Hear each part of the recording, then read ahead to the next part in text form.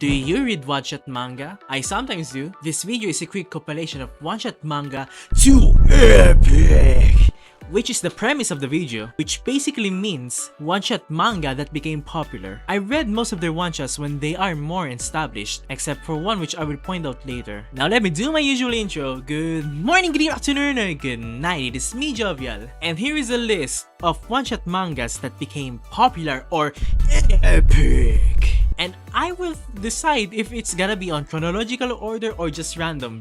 I think it's gonna be random. So with the intro out of the way, let's dive on in, shall we? I only have 5 entries to select from, and I'm gonna start out with the least popular one. It's the only one without an anime adaptation yet, but I'm not sure about its likelihood getting one because it's just fine. It's average, it's good.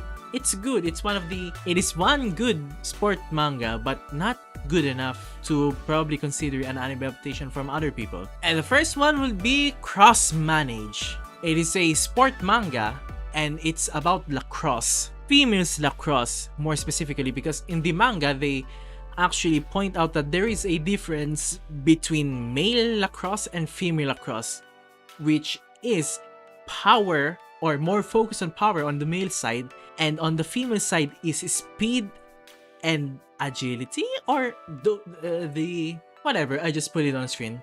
There have been some obvious changes from the one-shot to the manga adaptation to the serialization, and some choices could have stayed, but there are a lot of changes and some of those could have stayed, but I'm not complaining because it kinda did work out well in the end.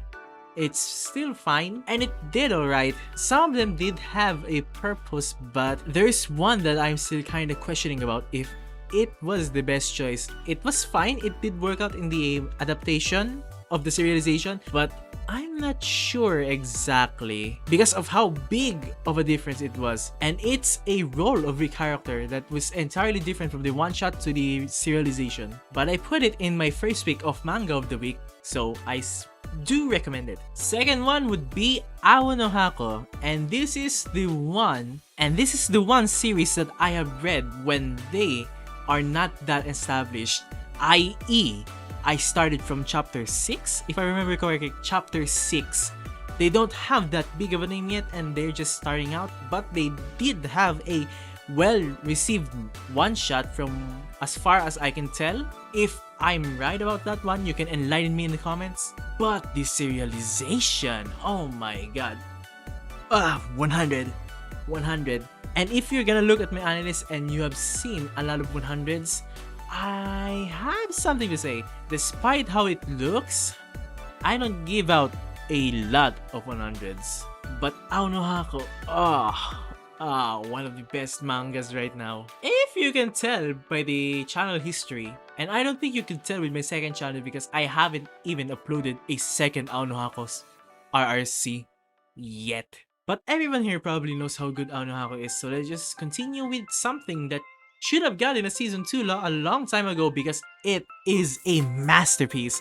In my opinion, the best series of all time. Objectively, if I'm gonna be objective about it, the best series of all time? Kishokugaku no Juliet. Not just in the art style, but the direction of the story as well. Not entirely different, but there have been slight changes that can be considered a change of direction. And can anyone inform me, because I feel like there's a character on the one-shot that I don't remember in the serialization. Can you inform me if that character was gone or if it turned into a different character? There have been some tweaks and improvements here and there, but overall, from the way I see it, they took everything that is on the one-shot, the whole essence of the one-shot, and then it did well and then some, and then it became great and made some things that made it great. I have nothing much else to add because from the things that you have seen from the one-shot is sort of like what you have seen and would expect on the serialization. And please, season 2 of Kishokugaku no Juliet. When? Third one is Komi-san.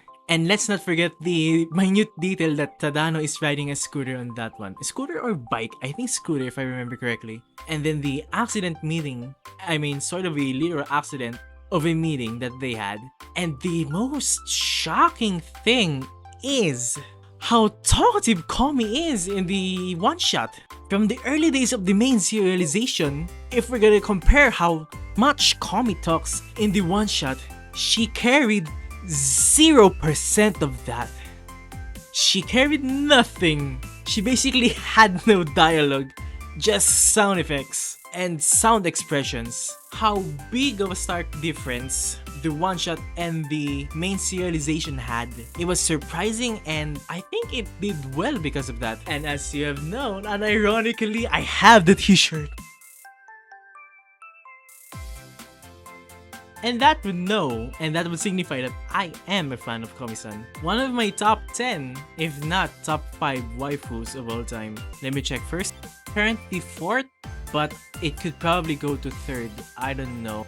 I have to reconsider that, but 3rd or 4th. And what a crazy coincidence! I have noticed that Komi-san is 4th on this list also. And I don't think, but this is no particular order though. But she's still 4th. And speaking of 4th, let's go to the 5th and final entry of the list, which, excuse me for a moment, I think I might need to reread this because I forgot what happened in the one-shot. One eternity later. Okay, I'm done doing it, but the thing that I really remember is Kubo is much more upfront and aggressive than the main series adaptation, and it's kind of weird because the manga serialization is what I'm used to and accustomed to, and it's the first one that I've watched, and I haven't even watched the anime. I'm used to the manga, and it's kind of weird seeing how much more upfront and aggressive Kubo is on the one-shot. And that's probably practically the only thing that changed is Kubo's aggressiveness and upfrontness? What's the right term there? And rather than that, it's same old, but nice story overall from Kubo-san. And the thing that I kind of don't really understand much is that people think it's a carbon copy of Takagi-san. I never really did consider even once Kubo-san to be a carbon of Takagi-san. I mean, I could see your points, but not really. And I'm a big fan of Takagi-san. Takagi-san is practically the reason why I started taking anime and manga, I mean Japanese cartoons and manga seriously. But regarding the one-shot, there's one obvious changes, but it still has the same story and the same feel to it, with just more focus on Kubo and Shiraishi. Did you enjoy the video? If you did, be sure to watch all of my other videos because they need your watching. They need your view and you need to consume them. Otherwise, subscribe or donate down below. So that's it for me today. See you all next time. Peace and God bless you all. Love y'all.